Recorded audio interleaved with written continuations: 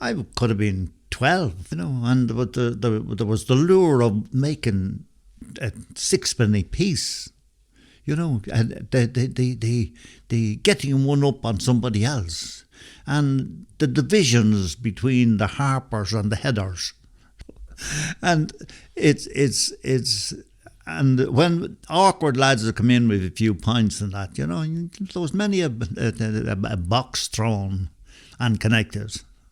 A fella would come in and upset the thing. And we had a chap called Ned Hussey. And Ned Hussey was the best man to look at the two coins in the gloom, look down and tell you what they were. And he didn't back much, but he was always right.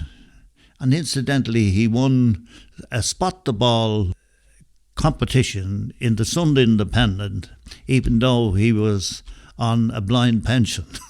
That's true.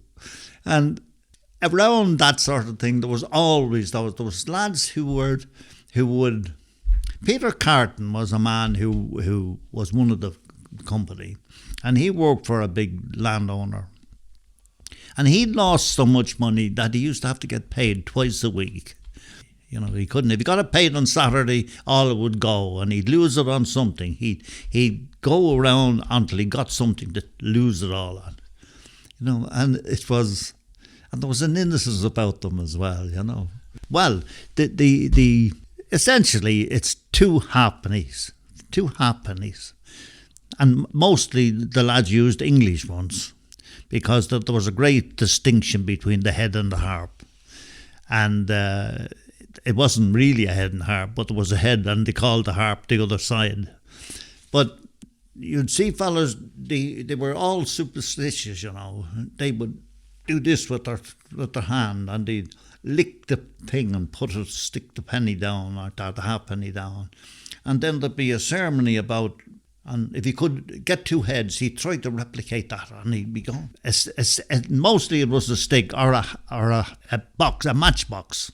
They'd fit in the matchbox, and you had enough to catch your thumb to give it a flick when you lifted it up, so that they twinkled in the air, And the magic was, the lads they were very good at keeping the pennies together, or the halfpennies together, and they'd come down one or the other, The trick was to get them down, but people they'd have a run, they'd break the whole bloody place.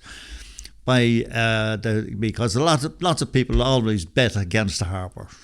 But if the fellow who was tossing had a big brother who had a few bob, and have it maybe an inspiration, and take everybody and throw them up, and then he'd get heads, and he'd take up the money then and go. So the heads were for the benefit of the tosser. If you get them.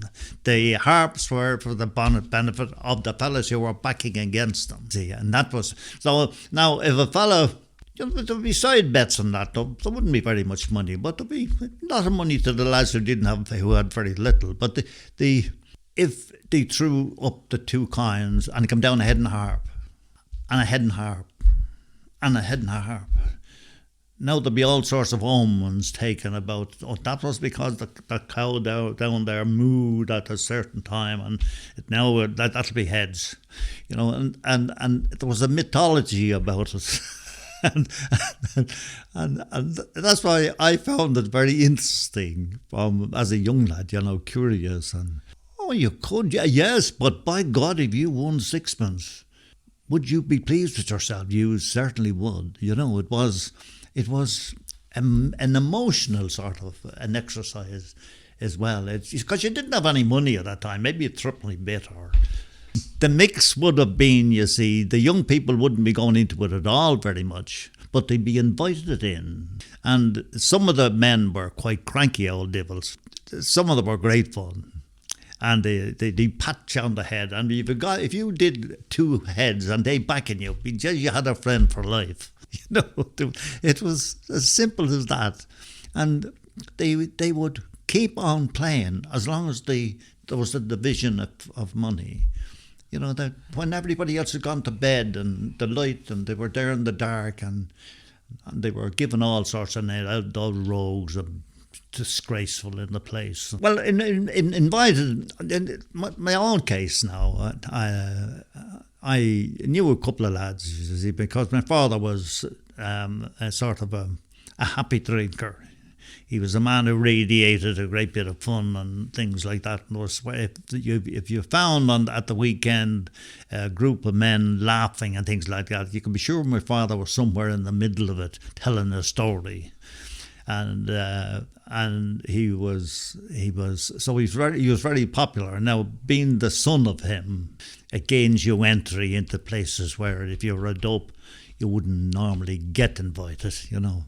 And I got in, and on the first time I produced a few heads for the man called Tommy Scully, and that young Kelly, Jesus, you're a great bit of stuff. and you know you grow 2 inches then, and that's the way they were. But they were grand men, you know. I liked them. I liked them all. I still like old fellas, because if they're crusty enough to tell you, F off or something like that, you know what I mean? And you'd even have a sort of an admiration for it. Oh, Jesus, straight talk, no doubt about it, you know. But you had a load of those around. You see, at that time, we had only just discovered the radio, you know, and the activities were mostly in the square. And it would have been the aftermath of the football match on Sunday, or the hurling match, where there was a row and this fella got a black eye and the other fella got none and another fella, you know, and you went through all that, and then it was exaggerated. As an aside to that, you'd get the pitch and toss. Gambling would have been, yes, definitely looked down on.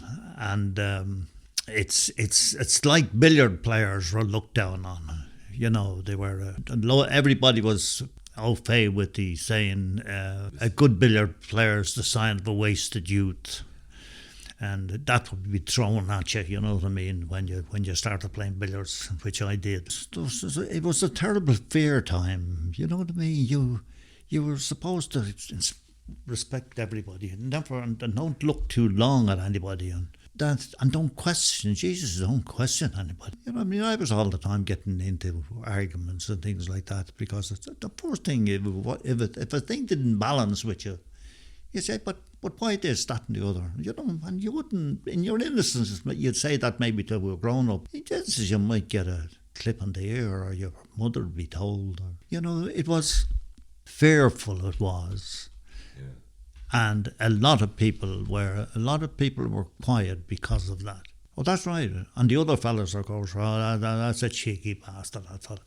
Stars of people who consider themselves very good at it, but you maybe win a big one, and that make them a champ for a week, you know. But then you would find out, then they'd lose a 2 bob, and then they'd lose another 2 bob, and before the end of the next week, he'd be back to square one. Yes, yeah, that's right.